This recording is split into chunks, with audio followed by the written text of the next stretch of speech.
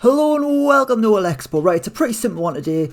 I've got a list of every Premier League club's record signing right now. I'm going 6 years into the future on Football Manager 2022. I'm going to see where every single record signing is in 6 years' time. Let's dive into the simulation and see what the bloody crack is. Nicolas Pépé, West Ham United. In 6 and a bit years' time, because it's actually 6.5 years technically, because I'm in the summer of June 2027.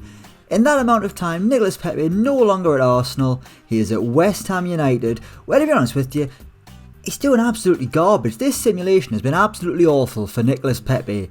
He started in the Arsenal first team for a couple of years. I mean, even in year 2 he was a substitute, and as time went by he was used less and less. He went on loan to Shakhtar Donetsk where things were actually okay for once.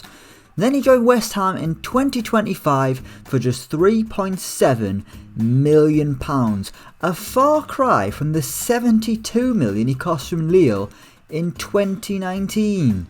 He cost Arsenal a crazy amount of money, and on this evidence, he hasn't been worth it. But then again, based on reality, he hasn't been worth it yet so far either. But there's still time to improve. Maybe it won't go as badly as this has. Emiliano Buendía, Atletico Madrid. Villa broke their transfer record in the summer to sign Emiliano Buendía right before they sold Jack Grealish. He cost 35 million quid, and in this simulation, he was so good after 1 year, he earned a move to Man UFC, or, Man United. In his one season at Villa, he got 5 goals, 6 assists. He was brilliant, 7.31. They made a profit. They made a profit of 22 million quid when Man United signed him for 57 million. And why oh why did they bother? Buendia's actually been really good for Man United. In his first season, he actually only started 5 Premier League games. So when he did, 2 goals, 3 assists. The season after, he played less and less. The season after, he played even less, but constantly averaging higher than a 7. In 25-26, he was loaned out to Southampton where he got 4 goals and 6 assists.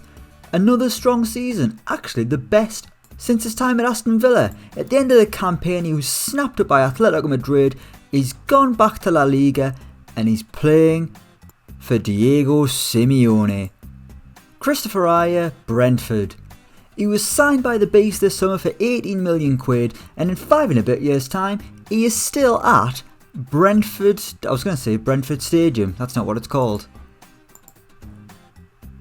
The Brentford Community Stadium. I was actually pretty close. He's now the captain there at Brentford, who've been playing in the Championship. They were relegated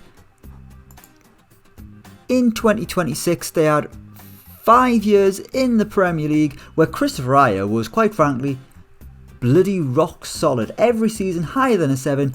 Now he's been in the Championship, 2 goals, 4 assists, 4 Player of the Match awards. His best season so far is 7.26, and he's a wanted man, wanted by Juventus, valued between 25 million and 75 million. He could be earning Brentford a huge profit in the summer of 2027. Enock Mwepu, Sporting Gijón. While Brentford might be about to make a huge profit on Kristoffer Ajer, the same can't be said for Brighton and Enock Mwepu. It was an absolute disaster. While he did score that sensational goal did he score against Liverpool recently? I think it was against Liverpool. He's definitely scored and it was definitely really good. Obviously he cost 20 million quid from RB Salzburg, and on this simulation, he never played a single Premier League game. Hang on, I'm confused here. Right, so this says that Brighton signed him for 19.75 million, loaned out to Rapid Vienna, then loaned to Brighton. How can Brighton loan their own player? That can't be right, can it? I'm so confused. What on earth has gone on? Either way, he went on loan to the Championship with Nottingham Forest, where he was actually pretty good, and then Sheffield United signed him for 550 grand.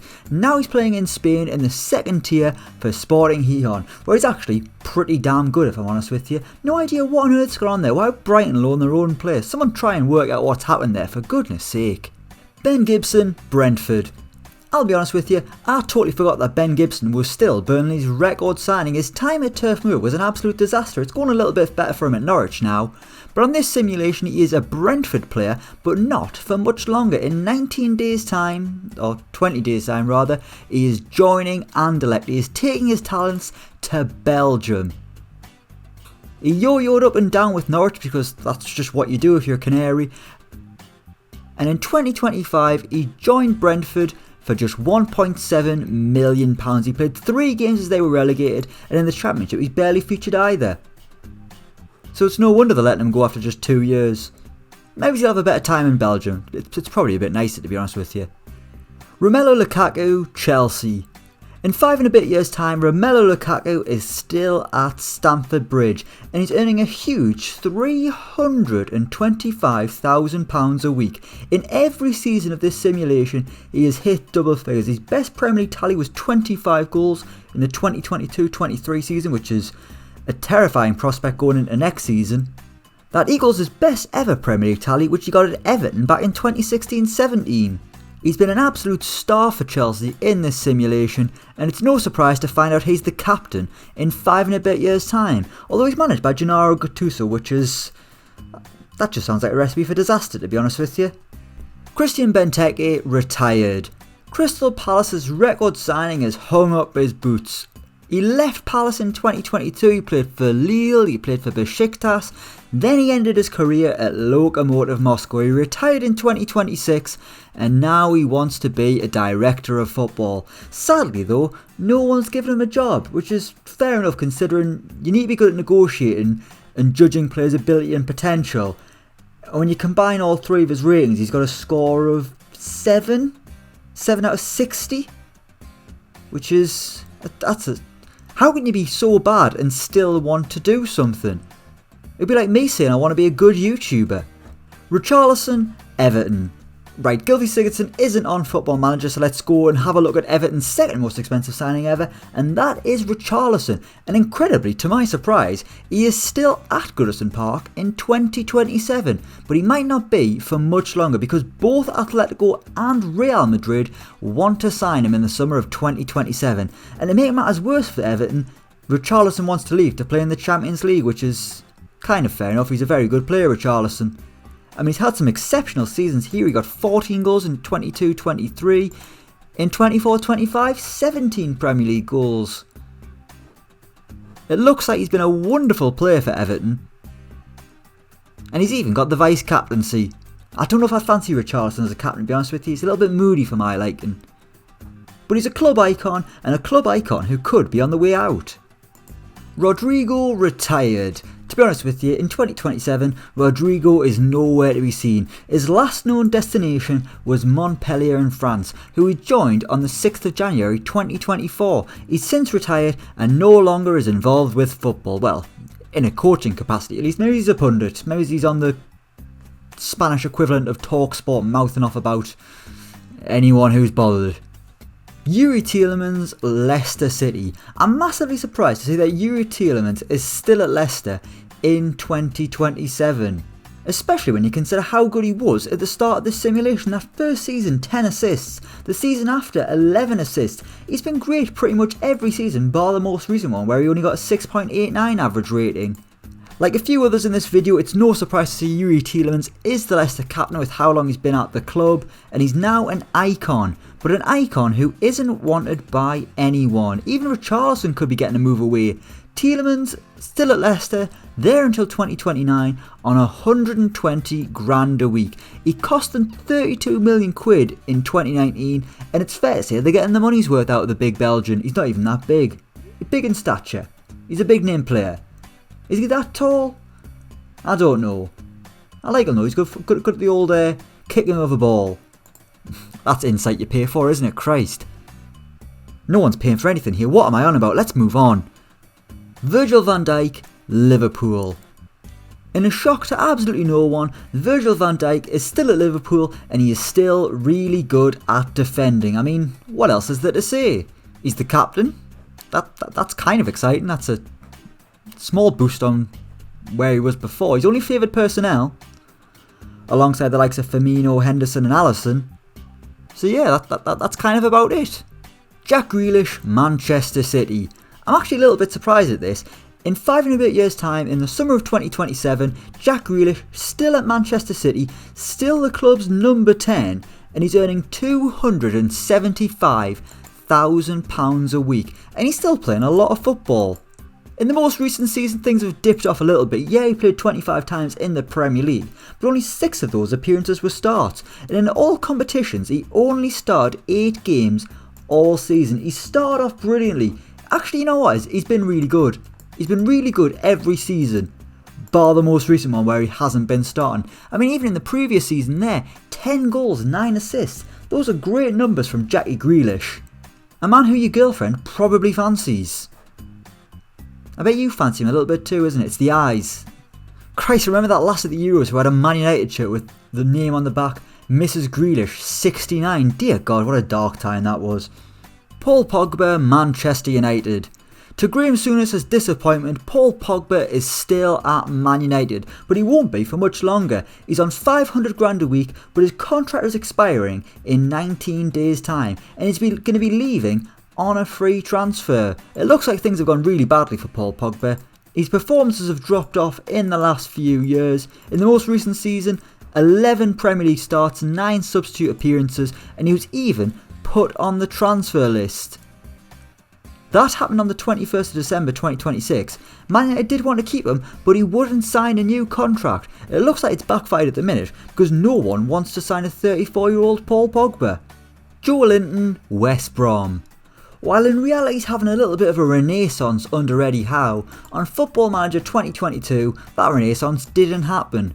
In 2027 he's playing in the Championship for West Brom, where he's currently on loan, and he's just banged in 14 second-tier goals. He left Newcastle pretty early in the simulation. It was in the second season where he signed for Crystal Palace for just £2.1 million. That's ridiculous considering the signing for 40 million. I don't know why it says 35 there, it was definitely 40. In the Championship, Joelinton scored a few goals, he's hit double figures a couple of times, and they even won promotion back to the Premier League, where he got a consolation goal for the Eagles. In 2027 he's about to leave England, he's joining Eibar on a free transfer. Do Eibar play in the top flight? Yes they do. Go on Joelinton son, get yourself back in top flight football, you bloody deserve it, you glorious man. Christos Tzolis, Marseille. Right, I don't speak Greek, I'm pretty sure I've said that name wrong. If you speak Greek, let me know how you say this guy's name. We're just going to call him Christos for now.